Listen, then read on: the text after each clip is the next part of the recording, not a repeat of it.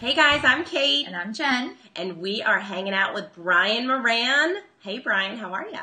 Good, how's it going? Good. Brian is the founder of Get 10,000 Fans, and they help people to basically monetize their Facebook pages and convert their fans into customers, which is something we all like to learn a little bit more how to do.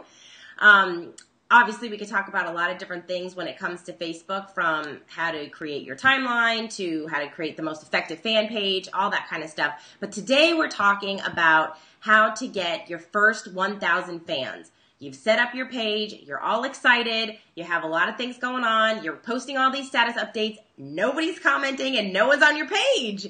So Brian is here to help you figure out how to actually get those fans to your Facebook page. So Brian, what are kind of like the top things that you suggest people to do when they've set up their page and now they're ready to get these fans to come on board? Yeah, and I think it's one of the toughest things. When I first got started, my fan page was around for like 8 months, and I had maybe like 13 fans, and probably half of those friends and family members and stuff like that. So it's tough. You hit that wall when you first get started, and you're not sure how to get people to your page. So one thing I stumbled across was, when I first got started, my first business was called trainingbaseball.com, and it was a bunch of different baseball videos, and I was trying to become the next kind of baseball guru or hitting coach online. So I started to figure out that there were already other big fan pages on Facebook that had already done the work for me, and they might have had 10, 20, 30, 40, 50,000 people already on their pages. So at first it was frustrating because I was almost angry that they had all these fans. But then I started to realize if I engaged in conversations on their page, or talked about their page on mine, that I was bringing a lot of their fans over to my new fan page. Mm-hmm.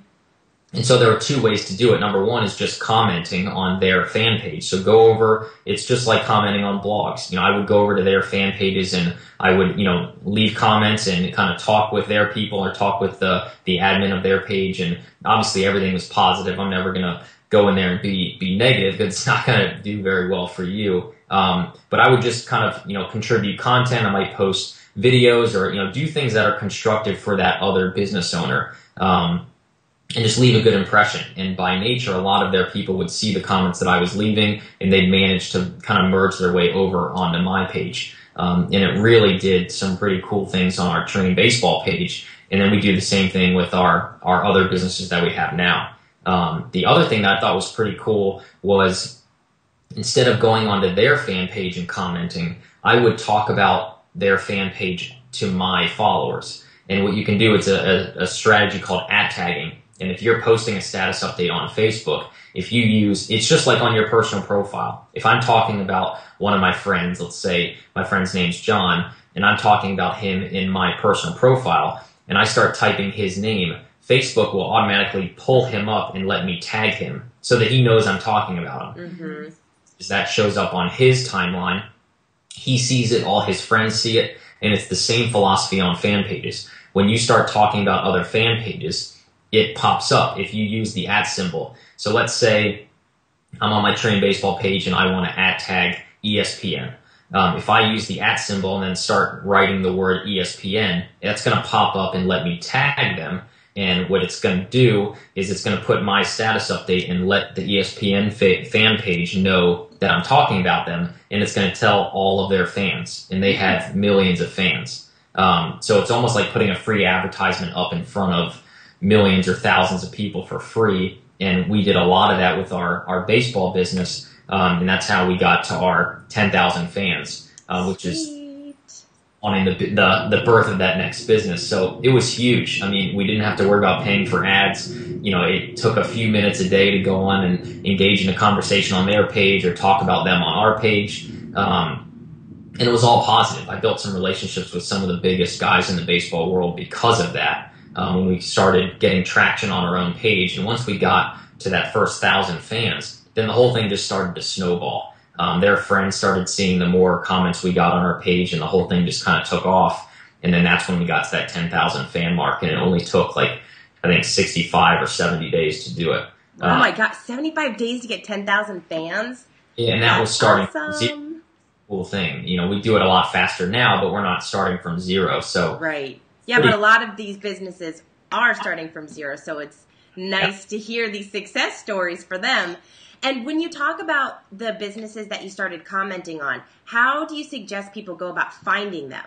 Like the best companies that they should be kind of working with? That's an awesome question. I mean, number one, you'll probably have some businesses just off the top of your head. Who are your competitors? Who are some of your partners? Who is the leader in whatever industry you're in?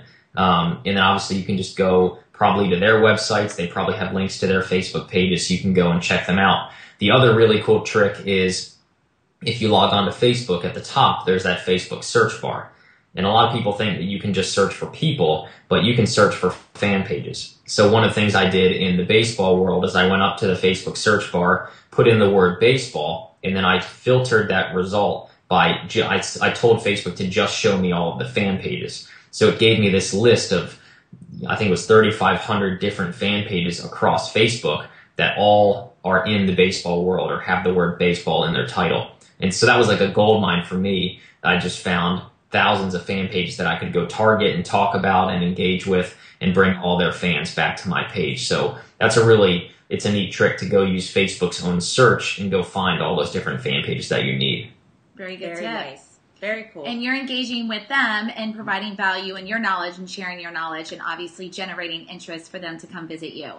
Yeah, exactly. And that's the thing. If you're being productive and complimenting the fan page, you're kind of, giving them some sort of props in one way or another. That owner is not going to delete your comments. Right. He might, even if he knows you're another business owner or a competitor, you're giving him a free testimonial or a free compliment, and doing his business good. So he's going to leave it up. A lot of times we get people that are trying or attempting to use this strategy on us, when we're teaching it, and they're not saying productive things. They're just throwing their links up to their products on our page, and I have no choice but to delete the comment and sometimes even ban the user from our page because they're just harassing our fans. Right. Yeah, right. And that's easy to tell. And that's actually a good point. If somebody does put something like that up on your fan page, no problems with getting rid of it. Because I know some people say, no, leave everything up on your page. And some people say, no, you can delete stuff. So you suggest... And it's pretty easy now. You can just hide it from everyone or mark it as spam. Yeah. If you want, you can ban the person from your page. So we have people all the time that just throw up links to their squeeze pages, and they don't say anything about us. They're just posting up links. So right. We're not letting people... They're trying to sell to your consumer, and that's not the point. The point is to add value. Yeah, exactly. If they, hey guys, you might like this free video, or they complimented us, or, just went about a different way, we would leave it up there. So that's what we try to teach people to do, because it makes sense. You not only get free traffic back to your page, you help that fan page owner, and maybe down the line you two end up doing business together, or it can just foster a lot of good relationships. So you just go about it the right way. It's pretty easy to do. Yeah. Don't get banned from anybody's No. Facebook page. That's not the goal. So, Brian, this is all free stuff that you're sharing with us, but just comment a little bit about some of the paid opportunities that people have in order to increase their fans. Yeah, we have, there's a bunch of different ways to do it. My favorite way, I guess, is using Facebook ads. So if you want to go in and actually pay for traffic, which we do a lot of, obviously you need some sort of way to pay for whatever if you're running Facebook ads, you need a way to monetize it on the back end so that your ads aren't just draining your bank account. But if you have a product to sell and you have a way to monetize that traffic, which hopefully if you're a business, you have some sort of way of generating revenue. Facebook ads can be an incredible way to scale your business really, really quickly. You can go in and target pretty much anybody you want. I could get down in my baseball business as an example. I could go and target all of the baseball coaches within 50 miles of my house, which was exactly what I was trying to do. And no other ad platform in the world would let me do that. So it just lets you be really, really specific with who you're trying to reach. It lets you do a lot of really cool things for your business that you can't necessarily do on any other advertising platform, not even Google AdWords or LinkedIn ads. It gives you some pretty cool demographics to go reach people on. So that's Facebook ads. Get my highest recommendation if you're at the point where you can start spending money for traffic. I know it's scary for some people. I started off with $50 when I had just gotten engaged. So the last thing I had was money to dump into an ad campaign.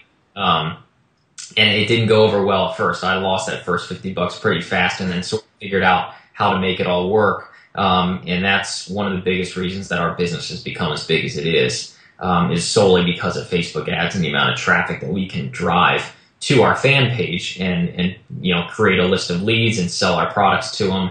And it's just, the results come super, super quick because you can basically turn your ads on one day and just scale your business to a whole nother level. So if you're at that point and you're, willing to try out something new, it's definitely worth testing out for sure. And that's cool, and we talked about this too when it comes to your budget. Set that budget aside, knowing that, hey, you might lose this, and then there's obviously, you're going to figure out if it doesn't work, you can change it up pretty quickly. So exactly, you have to have some kind of strategy in place, but just know that you can change things up, which is cool. Yeah, exactly. All right, cool. Well, thank you so much, Brian, for sharing all your great tips. All good stuff. Yes, absolutely. And you can find Brian at Get 10,000 Fans, and you can check him out, obviously, on Facebook. And we are waiting to see you generate your first 1,000 fans and beyond. Awesome. Sounds good. Thanks, Brian. Thank you, Brian.